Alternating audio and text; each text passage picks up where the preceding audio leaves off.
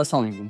So as you know guys कि हमारी last Friday को जो है वो डेमो क्लास हुई थी और उस डेमो क्लास से पहले मैंने आप लोगों को एक चीज़ मेंशन कर दी थी कि ये डेमो क्लास जो है ये इम्पॉर्टेंट होगी बिफोर गेटिंग स्टार्टिंग और 3D जर्नी। ऑलराइट, सो काफ़ी स्टूडेंट्स आए थे जिन्होंने क्वेश्चंस वगैरह डेमो क्लास में पूछा, क्योंकि वो डेमो क्लास मैंने इसीलिए रखी थी कि आप लोगों के जो है बेसिक क्वेश्चंस बेसिक्स हैं, चाहे वो एक्सपर्ट लेवल के क्वेश्चंस हैं, जो भी हैं मैं उनको क्लियर करूँगा और बताऊंगा कि किस तरह जो है आप लोगों ने कौन कौन से इसमें सॉफ्टवेयर यूज़ होंगे, टूल्स कौन से हम कोर्स में यूज़ करेंगे, डिफरेंट चीज़ें मैंने डिफ़ाइन की थी। लेकिन काफ़ी स्टूडेंट्स के अब मुझे डीएम आ रहे हैं, मैसेजेस आ रहे हैं कि मतलब कि हम डेमो क्लास में नहीं ज्वाइन कर सके, तो हमें रिकॉर्डेड डेमो क्लास दे रहे हैं या कुछ भी। सो अनफॉर्चुनेटली हुआ ये है कि मैंने रिकॉर्ड की थी डेमो क्लास, बट वो डिलीट हो गई किसी वजह से।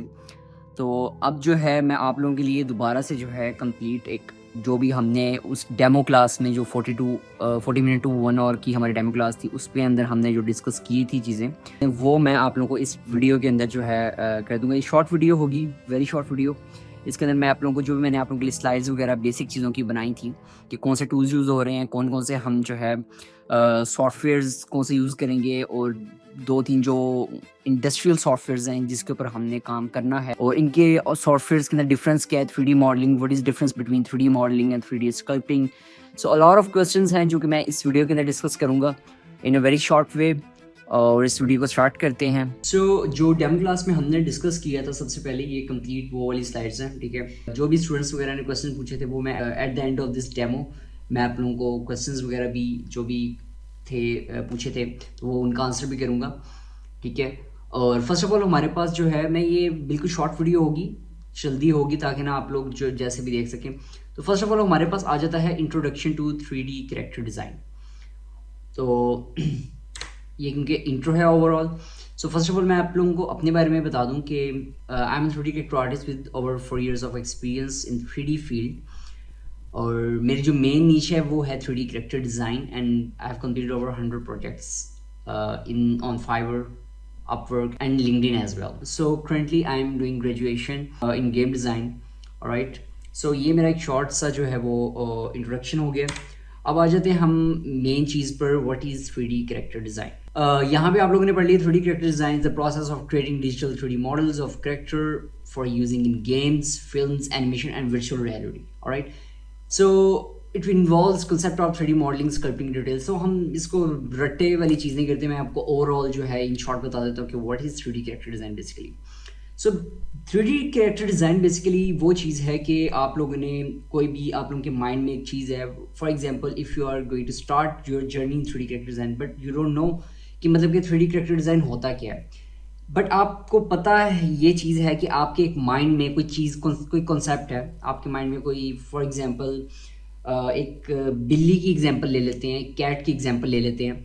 आप लोगों के माइंड में एक कॉन्सेप्ट है कि अगर फॉर एग्जांपल एक ह्यूमन की बॉडी हो, I am just giving you the example, alright. आपके पास एक आपके माइंड में कॉन्सेप्ट है, विजुअल एक इमेजिनेशन है कि एक कैट है, एक बिल्ली का फेस हो और एक बॉडी एक ह्यूमन की हो, और ह्यूमन की बॉडी की जगह जो है ह्यूमन के बॉडी के ऊपर एक कैट का फेस लगा हो, ठीक है। तो ये चीज़ हो जाएगी उसके अंदर के, ये आप लोगों का जो कॉन्सेप्ट है इसको आपने 3D के अंदर कन्वर्ट करना है, इसको अपने डिजिटल करना है। सो जो आप डिजिटल बनाएंगे ना उसको 3 डायमेंशन के अंदर, ठीक है, वो हमारा जो है ऑफ कोर्स कहलाएगा 3D कैरेक्टर डिज़ाइन। ऑलराइट, सो 3D कैरेक्टर डिज़ाइन के अंदर जो है वो ना सिर्फ स्कल्पटिंग आती है, उसके अंदर मॉडलिंग भी आती है। 3D कैरेक्टर डिज़ाइन इटसेल्फ, जो 3D कैरेक्टर डिज़ाइन के अंदर जो है ना मल्टीपल प्रोसेस होते हैं, ठीक है। इन शॉर्ट ये है कि 3D कैरेक्टर डिज़ाइन गेम्स में भी हम यूज़ कर सकते हैं, फिल्म्स के अंदर भी कर सकते हैं हम कैरेक्टर डिज़ाइन, इसको वर्चुअल रियलिटी के अंदर भी कर सकते हैं, 3D प्रिंटिंग के लिए भी यूज़ कर सकते हैं, और मल्टीपल चीज़ें। नेक्स्ट चीज़ आ जाती है rigging and prepare the character for animation. इसका क्या मतलब है कि रिगिंग क्या होता है बेसिकली, मैं इन शॉर्ट बताऊंगा, मैं बहुत डिटेल में नहीं जाऊँगा। रिगिंग बेसिकली ये होता है कि फॉर एग्जाम्पल ये मेरा हाथ है, ठीक है, ये मेरा एक हाथ है। अब हमने जब भी कोई कैरेक्टर बनाना है तो ऑफ कोर्स ये जो आप लोग पिक्चर देख रहे हैं, इमेज जो सामने देख रहे हैं, ये एक कैरेक्टर है, एक स्टैटिक कैरेक्टर है, खड़ा हुआ कैरेक्टर। अब ये मेरा हाथ है, एक एग्जांपल ले लेते हैं, ये मैंने 3D के अंदर एक सॉफ्टवेयर के अंदर बनाया, फॉर एग्जांपल मैंने ZBrush या ब्लेंडर के अंदर ये हाथ बनाया। अब ये हाथ मूव नहीं कर सकता, इसके अंदर एनिमेशन नहीं हो सकती, इसके अंदर एनिमेशन नहीं ऐड हो सकती जब तक मैं इसकी रिगिंग ना कर लूँ। रिगिंग क्या कहते हैं, दिस इज रिगिंग। ऑलराइट, ये जो मेरी फिंगर्स मूव कर रही हैं, ये मूव क्यों कर रही हैं? बिकॉज ऑफ माई बोन्स, ये बोन्स की वजह से मूव कर रही हैं। तो इन 3D हम रिगिंग को जो है एज अ बोन्स कंसिडर करते हैं, ठीक है। बोन जो है जब तक हम एक करेक्टर के अंदर नहीं ऐड करेंगे, रिगिंग नहीं ऐड करेंगे, तो एनिमेशन के लिए रेडी नहीं होगा। सो दैट्स इट। आई होप आप लोगों को आइडिया हो गया होगा। नेक्स्ट स्लाइड के ऊपर आते हैं कि importance of 3D characters in games, films and animation.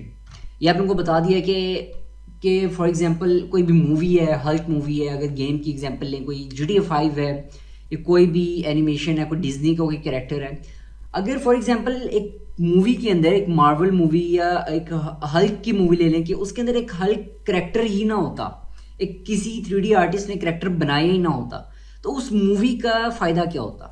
एक किसी ऑफ कोर्स एक जब हल्क उन्होंने कोई मूवी बनानी होगी, जब उन्होंने एक आइडिया उनके माइंड में पिच किया होगा कि मतलब कि हल्क एक मूवी बनाई जाए, तो ऑफ कोर्स एक 3D आर्टिस्ट जो है उसने मल्टीपल रिसर्च की होगी कि इस तरह का करेक्टर होना चाहिए, तब जाके वो एक 3D हल्क बनाया, उन्होंने CGI बनाया, और उसके बाद जाके उन्होंने एक फाइनल करेक्टर बनाया। उसके बगैर वो मूवी कुछ भी नहीं थी, हल्क थी नहीं।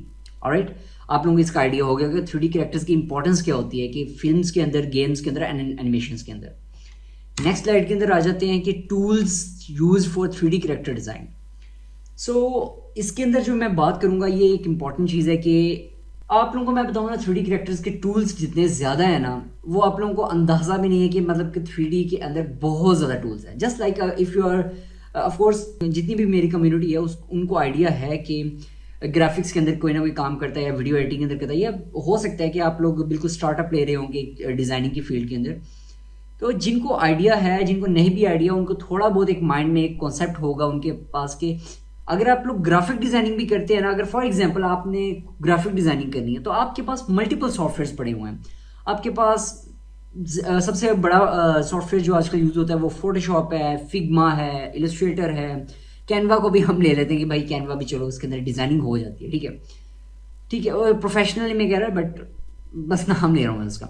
सो वो चीज़ होगी है, तो ये मल्टीपल सॉफ्टवेयर्स आ जाते हैं एक ही चीज़ करने के लिए। तो आपकी मर्जी है कि आपने अगर कैरेक्टर डिज़ाइनिंग करनी है तो आप ब्लेंडर में जा सकते हैं, आप जी ब्रश में जा सकते हैं, आप माया में भी क्रिएट कर सकते हैं कैरेक्टर।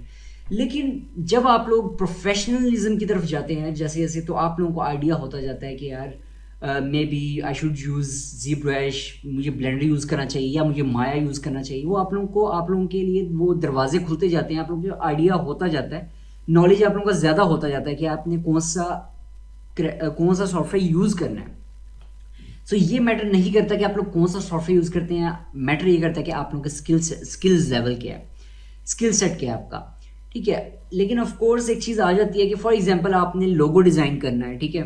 लोगो डिज़ाइन करने के लिए आप फोटोशॉप को यूज़ नहीं करेंगे, ठीक है। आप लोग उस लोगो डिज़ाइन करने के लिए आप लोग यूज़ करेंगे इलस्ट्रेटर यूज़ करेंगे, प्रोक्रिएट यूज़ कर सकते हैं, कुछ भी यूज़ कर सकते हैं। तो इसीलिए कैरेक्टर डिज़ाइनिंग के मल्टीपल जब प्रोसेस आते हैं तो आप लोगों को डिफरेंट सॉफ्टवेयर यूज़ करने पड़ते हैं। फॉर एग्जांपल ले लेते हैं, चलो मैं ये 3 हमारे पास सॉफ्टवेयर जो हैं, एक जी ब्रश है, एक ब्लेंडर, एक माया। ये 3 ऐसे सॉफ्टवेयर जो कि मोस्ट कॉमन सॉफ्टवेयर जो यूज़ होते हैं। और जी ब्रश और माया की बात करें तो ये दोनों तो इंडस्ट्रियल सॉफ्टवेयर हैं, टॉप इंडस्ट्री के अंदर यूज़ होते हैं। Blender is one of the best software as well, ठीक है। ब्लेंडर बुरा सॉफ्टवेयर नहीं है, लेकिन ये इंडस्ट्रियल सॉफ्टवेयर नहीं है, ठीक है। अगर आप एक स्टूडियो के अंदर, एक बहुत ज़्यादा बड़े एक स्टूडियो के अंदर एक बड़े स्टूडियो के अंदर आप काम करने जाते हैं, तो ब्लेंडर यूज़ होता है, बट एक इंडस्ट्रियल लेवल पे यूज़ नहीं होता, ठीक है।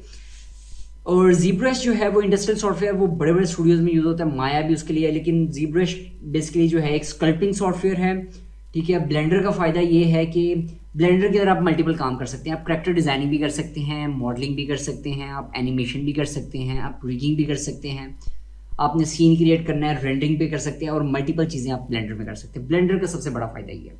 माया के अंदर भी आप लोग कर सकते हैं, लेकिन माया जो है एज़ कम्पेयर टू ब्लेंडर वो थोड़ा सा कॉम्प्लेक्स है। और लेकिन अगर आप लोग को माया आ गया तो दैट्स इट, मतलब कि आप लोग जो है ना, आप एक प्रोफेशनल अपने आप को, अगर आप लोगों के पास एक्सपीरियंस ज़्यादा अच्छा है तो आप लोग प्रोफेशनल कर सकते हैं। सो जी ब्रश, हमने जो मेन सॉफ्टवेयर है जो हमारा इस कोर्स के लिए होगा वो होगा हमारा जी ब्रश, ठीक है। तो आप लोगों को इनके अंदर डिफरेंस पता चल गया होगा। जी ब्रश जो है बेसिकली स्कल्पटिंग सॉफ्टवेयर है, ब्लेंडर के अंदर मल्टीपल चीज़ें हम कर सकते हैं, फ्री सॉफ्टवेयर है, ZBrush फ्री नहीं है, माया भी फ्री नहीं है, Blender is free software. So that's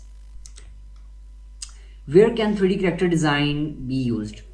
so 3D character design जो है वो हम सबसे पहले गेम्स की बात कर लेते हैं.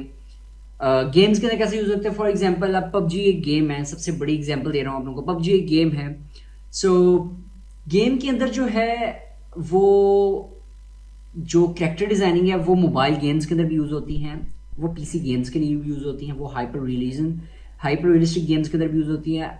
ये जो नीचे मैंने लिखा हुआ है essential for both indie games and triple A games. इन दोनों का डिफरेंस क्या है. इंडी गेम्स उनको कहते हैं जो कि आप लोगों ने मोबाइल पे खेली हुई है. सबवे सर्फ खेली हुई है, आप लोगों ने कट द रोड भी गेम खेली होगी जो हम मोबाइल पे खेलते होते थे.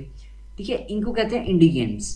ठीक है, अब जो ट्रिपल ए गेम्स कहते हैं, जैसे लाइक आप लोगों ने पबजी खेली हुई है, मोबाइल की पबजी है या पीसी की पबजी की बात कर लेते हैं, वो ट्रिपल ए गेम में होती है. GTA 5 खेली है, GTA 4 खेली है, असैसिन्स क्रीड खेली है. ये जितनी भी गेम्स हैं वो सारी जो हैं ट्रिपल ए गेम्स हैं. और इनके अंदर of course character designing use होती है, तो वो एज अ कैरेक्टर आर्टिस्ट करता है. नेक्स्ट बात कर लेते हैं फिल्म्स के अंदर. फिल्म के अंदर जैसे कि मैंने आप लोगों को पहले स्टार्टिंग में एग्जांपल दी थी हल्क की, तो ऑफ कोर्स के एनिमेटेड मूवीज़ जो फिल्म्स बनानी होती हैं, ये ऑफ कोर्स एक बहुत बड़ा रोल होता है एक 3D कैरेक्टर आर्टिस्ट का. फिल्म्स के अंदर भी CGI मूवीज़ जो है वो बनाते हैं, वो 3D कैरेक्टर आर्टिस्ट ही बनाते हैं कैरेक्टर्स वगैरह. तो हल्क भी किसी एक कैरेक्टर आर्टिस्ट ने बनाया होगा. आयरन मैन जो है वो भी किसी 3D कैरेक्टर आर्टिस्ट ने डिज़ाइन किया होगा.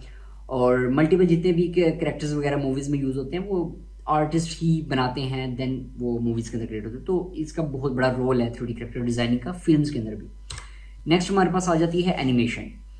एनिमेशन के अंदर आप लोगों ने ये अलादीन, ये जो कुछ एग्जांपल्स हैं हमारे सामने, अलादीन है, फाइंडिंग नेमो है, आइस एज, जितनी भी मूवीज़ हैं, ये मिनियंस मूवीज़ वगैरह, जितनी भी डिज्नी ये 3D कार्ड एनिमेटेड मूवीज़ हैं, इनके अंदर भी बहुत इंपॉर्टेंट रोल होता है 3D कैरेक्टर आर्टिस्ट का. बल्कि इसके अंदर तो मैं कहता हूँ कि एनिमेटेड मूवीज़ के अंदर तो यार मोस्टली आप लोग चीज़ें देखते हैं जैसे कैरेक्टर्स ज़्यादा होते हैं. ठीक है, चाहे वो एक कुत्ते का कैरेक्टर है, बिल्ली का कैरेक्टर है, या कोई भी कैरेक्टर है, वो एक कैरेक्टर आर्टिस्ट बनाता है. तो आप लोगों को आइडिया हो रहा होगा कि कैरेक्टर डिज़ाइनिंग की कितनी डिमांड है, ना सिर्फ एक के अंदर नहीं, सिर्फ गेम्स के अंदर नहीं, एनिमेशन के अंदर, फिल्म्स के अंदर. और आगे बात कर लेते हैं 3D प्रिंटिंग के अंदर.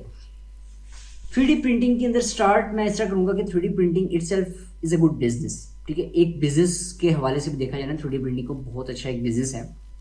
आप लोगों ने देखा होगा कि जिन्होंने लोगों ने वो मल्टीपल सेटअप्स, बड़े बड़े सेटअप्स बनाए होते हैं ना, अपने पीसी सेटअप्स, गेमिंग सेटअप्स, तो उन्होंने साथ में ना ये आजकल रखा होता है, एक मॉडल सा रखा होता है प्रिंट करवा के.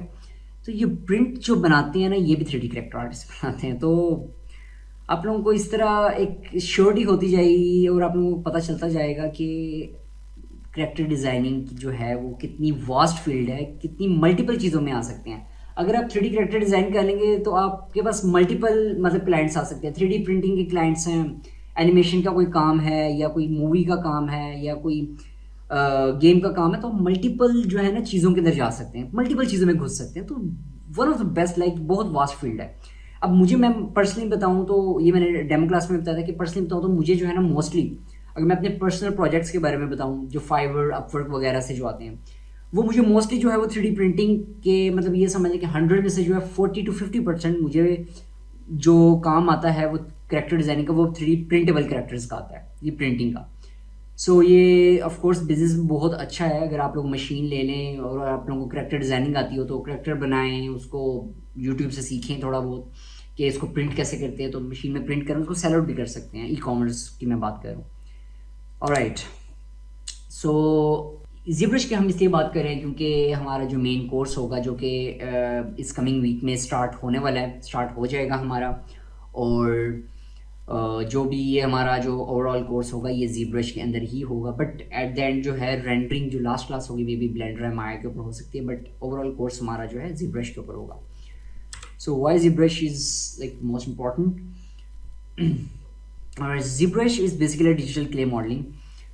ये मैंने जो है ये आप लोगों को ये रेफरेंस देखें, आप लोगों को आइडिया हो जाएगा कि किस क्या चीज़ मैं डिफ़ाइन कर रहा हूँ.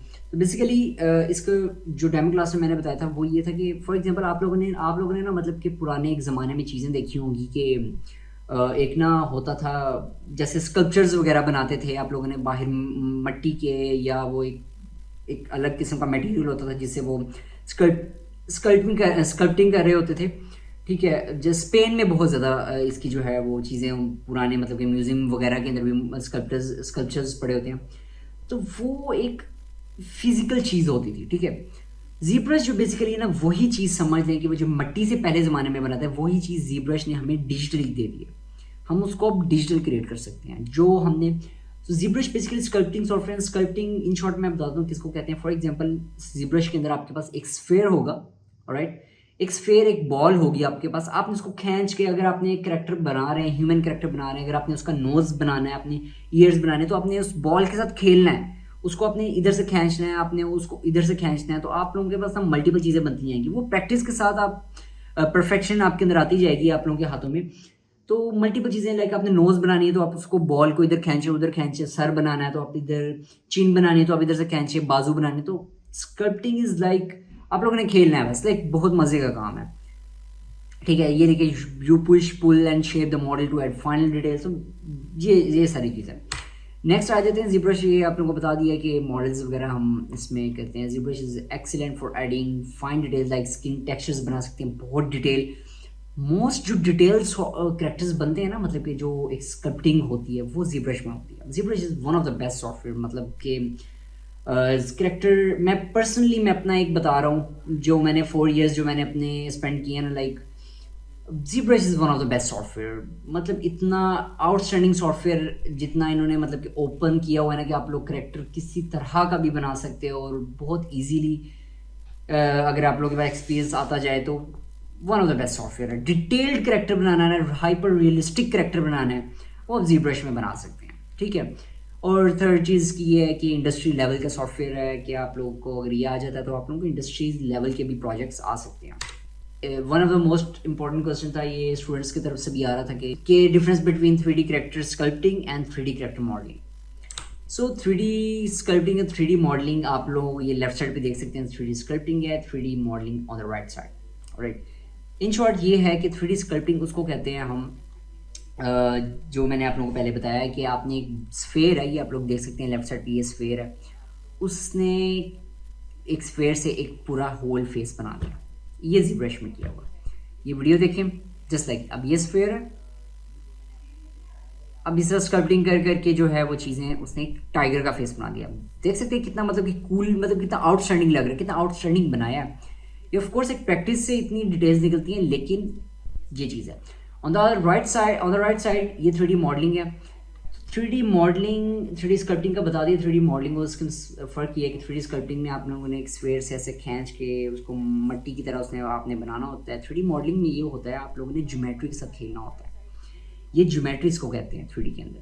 ठीक है, ज्योमेट्री लाइक मैंने इसकी नोज़ बनानी तो मैं यहाँ से इसको जोड़ूंगा, इसको यहाँ से मैं इसको मल्टीपल ज्योमेट्रीज बनाऊंगा, पॉलीगॉन्स बनाऊंगा, तो पॉलीगॉन्स बनाते बनाते इस तरह का करेक्टर का फेस बना सकता हूँ। So that's it for now, और thank you, that's it for now. ये थी हमारी लास्ट टाइम डेमो क्लास, यही सारी चीज़ें जो हमने डिस्कस की थी डेमो क्लास में। सो जो मोस्ट इंपॉर्टेंट क्वेश्चन था वो मैं आप लोगों को पढ़ के बता देता हूँ कि क्या क्वेश्चन था। कि किसी ने एक पूछा हुआ था what is difference between blender and ZBrush। मैं आप लोगों को फ़र्क बता दिया है। अच्छा, ZBrush और ब्लेंडर में फ़र्क क्या है, और उन्होंने पूछा हुआ है कि मतलब कि I am working in Blender, तो मैं ZBrush में किस तरह आ सकता हूँ डिफरेंस के अंदर। अच्छा, बेसिकली ZBrush और ना ब्लेंडर में फ़र्क ये है कि कैरेक्टर डिज़ाइनिंग के हवाले से, कि ZBrush में ना आपने कैरेक्टर जब बनाना होता है ना, तो आप लोग अपनी मर्ज़ी से ना डिटेल्स ऐड कर सकते हो बहुत ज़्यादा।